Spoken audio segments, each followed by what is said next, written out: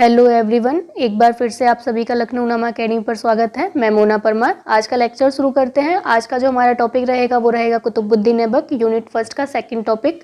कुतुबुद्दीन ऐबक को हम आज शुरू करते हैं। मोहम्मद गौरी का एक ये प्रिय गुलाम था। मोहम्मद गौरी के बेसिकली 3 महत्वपूर्ण गुलाम रहे जिनमें सत्ता संघर्ष भी आगे चलता है।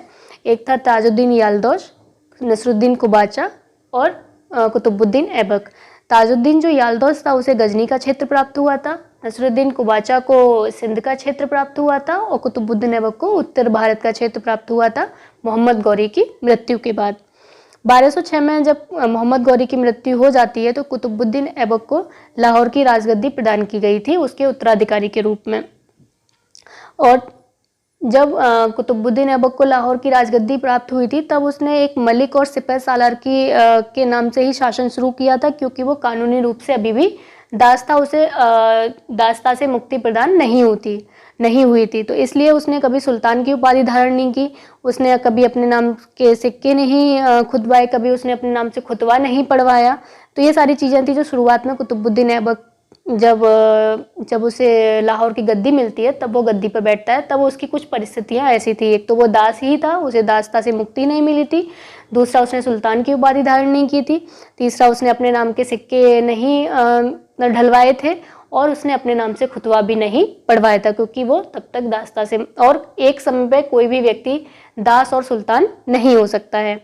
ऐबक को लगभग 1208 ईस्वी में जाके जो है दासता से मुक्ति प्रदान हुई। 1208 ईस्वी में गयासुद्दीन महमूद के द्वारा, जो कि गौर के उस समय सुल्तान वो थे, गौर का सुल्तान था उससे। अब आगे चलते हैं हम। ऐबक जो था उसको भारत में प्रथम स्वतंत्र तुर्की शासक माना जाता है, कि जो ऐबक था उसको भारत में प्रथम स्वतंत्र तुर्की शासक माना जाता है।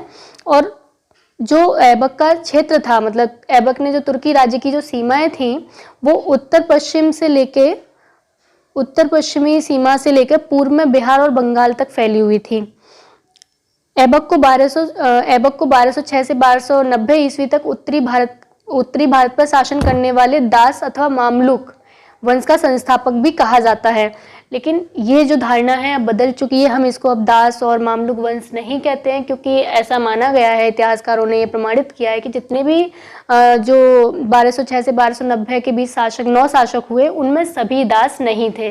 तो हम ये पूरे कार्यकाल को हम मामलुक वंश या दास वंश नहीं कह सकते हैं या गुलाम वंश नहीं कह सकते हैं। इसके कुल 9 शासक हुए थे 1206 से 1290। तो जो 1206 से 1290 के बीच 9 शासक हुए और उनको अलग अलग वंश के अंतर्गत रखा जाता है।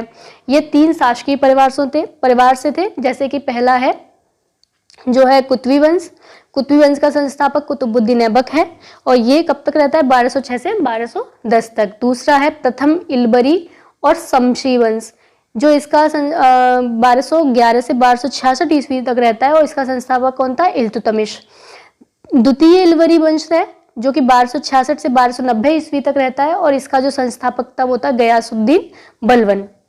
तो इस तरीके से 1206 से 1290 के बीच के जो शासक हुए उनको हम एक ही वंश में नहीं रख सकते और गुलाम वंश या मामलुक वंश नहीं कह सकते हैं, क्योंकि सभी शासक गुलाम नहीं थे। मेनली जो गुलाम था वो ऐबक था, ठीक है, इल्तुतमिश था, बलवन था, लेकिन रजिया भी हुई, रजिया के बाद नसरुद्दीन भी हुआ और उसके बाद भी कई शासक हुए जो गुलाम नहीं थे, इसलिए हम इनको गुलाम की कैटेगरी में नहीं रख सकते हैं। ऐबक का तुर्की भाषा में अर्थ होता है चंद्रमा का स्वामी। ऐसा माना जाता था कि जो ये लोग होते थे काफ़ी सुंदर सुडौल होते थे, लेकिन ऐबक का नाम रखा तो इसी पर्पज से गया था, लेकिन देखने में वो सुंदर नहीं था, क्रूप ही था, लेकिन फिर भी उसका नाम ऐबक था, कुतुबुद्दीन ऐबक। ऐबक जब छोटा बच्चा ही था, मतलब बालक ही था, तब उसे बंदी बना लिया गया और बंदी बनाने के बाद उसको निशापुर जो पड़ता है, ये ईरान में पड़ता है, फारस में, निशापुर के काजी को भेज दिया गया था। काजी ने अपने बच्चों के साथ ही इसका पालन पोषण किया और अपने पुत्रों के साथ ही इसको इस्लाम धर्म के मूल सिद्धांतों का अध्ययन कराया और इसने वहाँ से ही घुड़सवारी की शिक्षा ली कुतुबुद्दीन ऐबक ने। जब काजी की मृत्यु हो जाती है उसके बाद उसके जो लड़के होते हैं वो कुतुबुद्दीन ऐबक को मोहम्मद गौरी को बेच देते हैं और मोहम्मद गौरी को ये अपने सैनिक गुणों से और अपनी बुद्धि से प्रभावित करता है और एक तरीके से उसका प्रिय बनता जाता है। शीघ्र से मोहम्मद गौरी के संरक्षण में अमीर ए अखूर यानी कि शाही अस्तबल के अधिकारी के रूप में नियुक्ति मिल जाती है और धीरे धीरे इसकी पदोन्नति सेना में होती रहती है। अब कुतुबुद्दीन ऐबक जब गुलाम ही था यानी मोहम्मद गौरी के अधीन ही था, अपनी बुद्धि और अपनी जो निपुणता थी इसकी चीज़ों को सीखने की या अपना जो भी इसका सैनिक गुण थे उसके आधार पर ये मोहम्मद गौरी का प्रिय बनता है। आगे चल के इसने भारत में मोहम्मद गौरी की विजय में काफ़ी बढ़ चढ़ के भाग लिया। तो कुतुबुद्दीन ऐबक की जो भारत में विजय रही महत्वपूर्ण, ये 1206 से पहले की है सारी, जब तक वो शासक यहाँ का स्वतंत्र रूप से नहीं बना था, वो मोहम्मद गौरी के अधीन था। तो कुतुबुद्दीन ऐबक की कौन कौन सी विजय रही? उसने 1195 से 1203 ईस्वी के बीच में अजमेर, कन्नौज, कालिंजर की विजय का जो श्रेय है वो कुतुबुद्दीन ऐबक को ही जाता है। सबसे महत्वपूर्ण विजय जो कुतुबुद्दीन ऐबक की मानी जाती है वो अजमेर की विजय मानी जाती है। और अजमेर में उस समय हरिराय चौहान जो थे वो शासक थे। हरिराय चौहान जब इनका तुर्कों से मुकाबला होता है तो फिर ये अपने आप ही जौहर को संपन्न करते हैं। और इनका मतलब मानना था कि तुर्कों के हाथों में पड़ने से अच्छा है कि अपना जीवन खुद ही खत्म कर लिया जाए। तो एक तरीके से खुद ही अपने आप को खत्म कर लेते हैं। जौहर का मतलब था अपने आप को अग्नि को समर्पित कर देते हैं और स्वयं ही एक तरीके से आत्मदाह कर लेते हैं।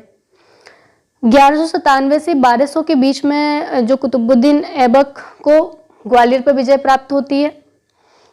1197 से 98 के बीच ऐबक ने जो एक बदायूं का राष्ट्रकूट राजा था उसको पराजित किया और वहां पे इल्तुतमिश को पहला मुस्लिम राज्यपाल नियुक्त किया। तो जब इल्तुतमिश कुतुबुद्दीन ऐबक की मृत्यु के बाद आएगा तो बदायूं का उस समय वो राज्यपाल था और बदायूं का उसको पहला मुस्लिम राज्यपाल माना जाता है। 1198 और 99 के बीच जो कुतुबुद्दीन ऐबक ने उसने कन्नौज से गढ़वाल शासकों को निकाल लिया था और बनारस पे विजय प्राप्त कर ली थी।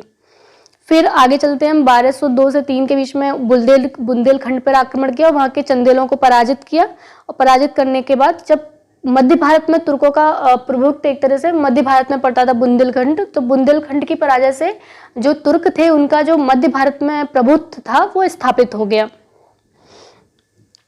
तो ऐबक ने ये सारी चीज़ें जो ऐबक की थी ये 1195 से 1203 के बीच की और 1200 के आसपास ऐबक की महत्वपूर्ण विजय थी कि उसने किस किस को जीता।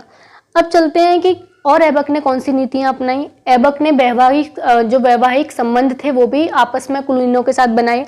जैसे कि ऐबक का जो स्वयं जो उसकी जैसे ताजुद्दीन याल्दोज था उसकी बेटी का विवाह ऐबक के साथ हुआ, जो कि मोहम्मद गौरी के दास अधिकारियों का एक अधिकारी नेता था। कौन? ताजुद्दीन याल्दोज, ये भी उसका एक गुलाम था। तो इसकी बेटी का विवाह किसके साथ होता है? ऐबक के साथ होता है। ऐबक ने अपनी बहन का विवाह किया नासरुद्दीन कुवाचा के साथ जो सिंध का अधिकारी था। ऐबक ने अपनी पुत्री का विवाह किया, वो किया इल्तुतमिश के साथ। तो एक तरीके से देख रहे हैं कि वैवाहिक संबंधों को भी ऐबक ने जो है महत्व दिया। ऐबक ने एक स्थायी सेना का गठन किया। मोहम्मद गौरी के मतलब जीवन काल में ही उसने उत्तरी भारत पर अपना आधिपत्य स्थापित कर लिया था। ऐबक का ही मतलब ये योगदान माना जाता है मोहम्मद गौरी की विजय में कि उसने बहुत सारे क्षेत्रों को जीता था। ऐबक को 24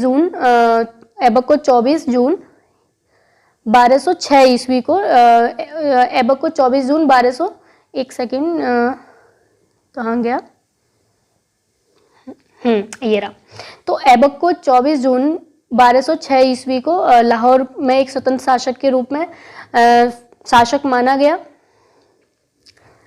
लाहौर की गद्दी प्राप्त हुई कब? 24 जून 1206 ईस्वी को। आगे चलते हैं कि ऐबक ने अपना जो शासन था वो मलिक और सिपह सालार की उपाधि से ही शुरू किया था। मलिक और सिपह सालार की उपाधि के साथ आरंभ किया था।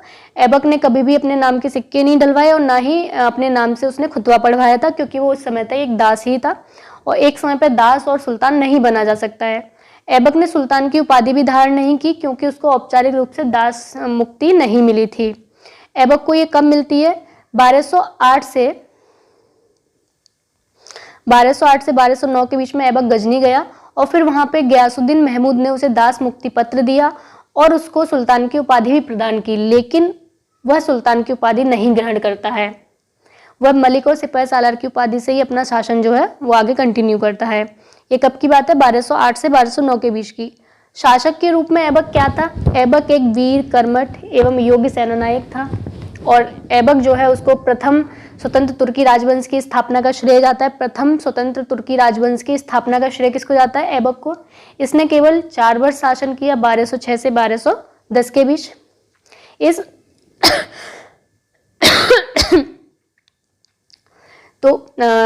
अवधि में 1206 से 1210 के बीच इसने केवल 4 वर्ष शासन किया। इस अवधि में ऐबक ने किसी भी नए क्षेत्र पर विजय प्राप्त नहीं की थी। उसका कारण था कि अब वो अपना पूरा ध्यान वहाँ पे कानून व्यवस्था बनाए रखने में लगाना चाहता था और जितने भी क्षेत्र उसने अधिकृत कर लिए थे या उनको जीत लिया था, उनकी सीमा को वो मजबूती से सुदृढ़ करना चाहता था कि ये क्षेत्र ऐसा ना हो कि दोबारा से कोई और जीत ले, तो उसने नए क्षेत्रों को फिर नहीं जीता। ऐबक का मुख्य उद्देश्य जो था कि नया जो उसको तुर्की राज्य उसने भारत में स्थापित किया है, उसको वो उसकी सीमाओं को निश्चित कर सके और उसको एक दृढ़ता प्रदान कर सके। और ये किस चीज़ से हो सकता था? उसकी सैन्य शक्ति से, और जो उसकी जो सीमाएं थी राज्य की, उनको निश्चित किया जा सके। उसने अपने उद्देश्य की प्राप्ति के लिए उसने मध्य एशिया की राजनीति से यानी गजनी और गौड़ से अपने आप को अलग कर रखा था कि मध्य एशिया में ना तो वो हस्तक्षेप करेगा, ना मध्य एशिया से कोई उसके राज्य में हस्तक्षेप करेगा। दूसरा, उसने यहाँ के जो यहाँ पे जितने भी तुर्की शासक तुर्की सैनिक थे या राजनीतिक पदों पे जो लोग थे, उनके साथ उसने मैत्रीपूर्ण संबंध स्थापित किए। ऐबक ने राजपूतों के साथ भी संघर्ष करने से बचने का प्रयास किया शुरुआती दौर में, जब यहाँ पे नया वो शासक बना। जैसे कि क्या प्रमाण मिलते हैं इसके? जैसे कि चंदेलों ने फिर से कालिंजर को जीत लिया, लेकिन ऐबक ने उस पर कुछ नहीं किया। प्रतिहारों ने फिर से ग्वालियर पर अपना आधिपत्य कर लिया और गहरवाड़ सरदार जो था हरिश्चंद्र, उसने फिर से बदायूं के कुछ भूक्षेत्रों को जीत लिया, लेकिन ऐबक ने उस पर कोई प्रतिक्रिया नहीं दी। तो इसका मतलब था वो जो यहाँ के राजपूत सरदार थे उनसे संघर्ष में उलझना नहीं चाहता था। 1210 में ऐबक की जो है चौगान या पोलो खेलते समय घोड़े से गिरकर मृत्यु हो गई अचानक से। उसके बाद क्या होता है कि इसकी मृत्यु हो गई है। अब हम ऐबक की कुछ उपलब्धियां देख लेते हैं। थोड़ा सा उसका वो ये 4 साल शासन किया, ये सब मैंने पॉइंट में बता दिया है, तो वो चीज़ें आप याद कर लीजिएगा। ऐबक की उपलब्धियां क्या रही हैं कि ऐबक एक प्रतिभाशाली प्रशासक नहीं था। वो एक सैनिक बहुत अच्छा था, लेकिन प्रशासक उसको नहीं कह सकते हैं। परंतु उसने फिर भी अपनी जनता के जीवन और संपत्ति की रक्षा की और अपने सैन्य अधिकारियों के माध्यम से नागरिक प्रशासन के मूल सिद्धांत निर्धारित किए। यानी कि उसने नागरिक प्रशासन के कुछ सिद्धांत थे जो उसने स्थापित किए। उसने स्थानीय प्रशासन का दायित्व जो है वो जो पहले ग्राम पंचायतें थी उन पर ही छोड़ दिया। जैसे कि जो तुर्कों के आने से पहले जो स्थानीय प्रशासन का न्याय करती थी ग्राम पंचायत, वही वैसे के वैसे ही करती थी, उसमें उसने हस्तक्षेप नहीं किया।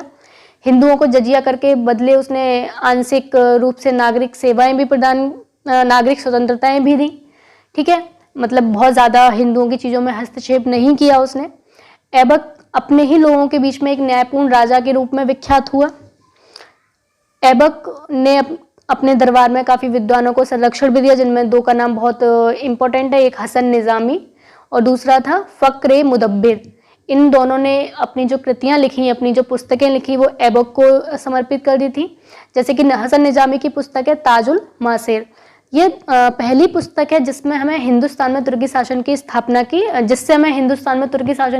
की सूचना मिलती है। यानी कि पहला स्रोत है जिससे हमें हिंदुस्तान में तुर्की शासन की स्थापना की जानकारी मिलती है। दूसरी किताब थी आदाब उल हर्ब व सुआजात, जो फ़क्र मुदब्बिर की थी। ठीक है, अत्यधिक उदार और दान देने के कारण जो है ऐबक को लाख बख्श की उपाधि भी प्रदान की गई थी और इसे लाख बख्श भी बोला जाता था, क्योंकि ये बहुत ज़्यादा दयालु था, उदार था और दान भी बहुत ज़्यादा करता था, तो इसलिए इसको लाख बख्श की उपाधि प्रदान की गई। ऐबक ने 2 मस्जिदों का निर्माण करवाया, एक दिल्ली में कुव्वतुल इस्लाम और एक अजमेर में, जिसको 2.5 दिन का झोपड़ा कहा जाता है। ठीक है, आगे चल के उसके समय के एक विख्यात सूफी संत थे कुतुबुद्दीन बख्तियार काकी, इनका पूरा नाम था कुतुबुद्दीन बख्तियार काकी। तो इनके नाम से उसने सर्वाधिक ऊंची मीनार जो 238 फुट ऊंची थी, उसका निर्माण कार्य प्रारंभ किया, लेकिन उसको पूरा नहीं करवा पाया ये, और उसको पूरा इल्तुतमिश ने किया। ठीक है, तो कुतुबुद्दीन ऐबक की ये सारी उपलब्धियां थी और अचानक से उसकी 1210 ईस्वी में घोड़े से गिरकर मृत्यु हो जाती है। उसके बाद जो उसका उत्तराधिकारी होता है वो उसका अनुभवहीन और अयोग्य पुत्र आराम शाह होता है। आराम शाह को लेकर भी थोड़ा सा कंट्रोवर्सी है कि पुत्र था या नहीं था, लेकिन फिर भी हम इस बात पे नहीं पढ़ते, हम इतना रखते हैं कि उसका उत्तराधिकारी जो था वो आराम शाह होता है, लेकिन वो बहुत ज़्यादा अयोग्य और अनुभवहीन था, जिसको इल्तुतमिश ने पराजित किया और उसको गद्दी से हटा दिया। लगभग जो आराम शाह का शासन रहता है वो 8 माह का रहता है, उसके बाद जो है इल्तुतमिश गद्दी पर बैठ जाता है। तो आज हमने बेसिकली कुतुबुद्दीन ऐबक को देखा है कि कुतुबुद्दीन ऐबक ने कब उसको 24 जून 1206 को लाहौर की गद्दी प्राप्त हुई और वो शासक के रूप में क्या था और उसकी क्या क्या उपलब्धियां रहीं। क्वेश्चन बनेगा तो इतना ही कुतुबुद्दीन ऐबक पे अगर आप लिख के आएंगे तो आपको सफिशिएंट मिल जाएगा। अच्छा, इसमें एक टॉपिक और है कि बंगाल विजय काफ़ी इम्पोर्टेंट है। तो बंगाल विजय को मैं सोच रही हूँ कि एक अलग से वीडियो बना के उसको 5-10 मिनट में समराइज़ कर दूंगी। तो बंगाल विजय पे कभी कभी शॉर्ट नोट आ जाता है, तो वो मैं अलग से कर लूँगी, ठीक है। तो कुतुबुद्दीन ऐबक आज यहाँ खत्म होता है, अगली क्लास में हम इल्तुतमिश शुरू कर देंगे और बंगाल विजय कभी भी टाइम मिलेगा तो बीच में डाल दूंगी। अभी फिलहाल हम सिलेबस को थोड़ा जल्दी कवर करने की कोशिश करते हैं। और बाकी आपको वीडियो पसंद आया है तो लाइक कमेंट शेयर कीजिएगा। आप जितना ज़्यादा रेस्पॉन्स देंगे उतना हम लोगों का भी मोटिवेशन बढ़ता है, लेकिन रेस्पॉन्स नहीं मिलता है तो थोड़ा सा हम लोग भी आलस में आ जाते हैं। तो आपका बस इतना ही है कि आप थोड़ा सपोर्ट करते रहिए। आपको जो चीज़ें समझ में आती नहीं आती हैं वो कमेंट करके पूछ सकते हैं और मेंशन कर सकते हैं कि और क्या बेहतर आपको चाहिए। तो आज के लिए यहीं पे हम अपनी वीडियो को ख़त्म करते हैं। तो आप सभी का सुनने के लिए बहुत बहुत धन्यवाद। मिलते हैं अगली क्लास में।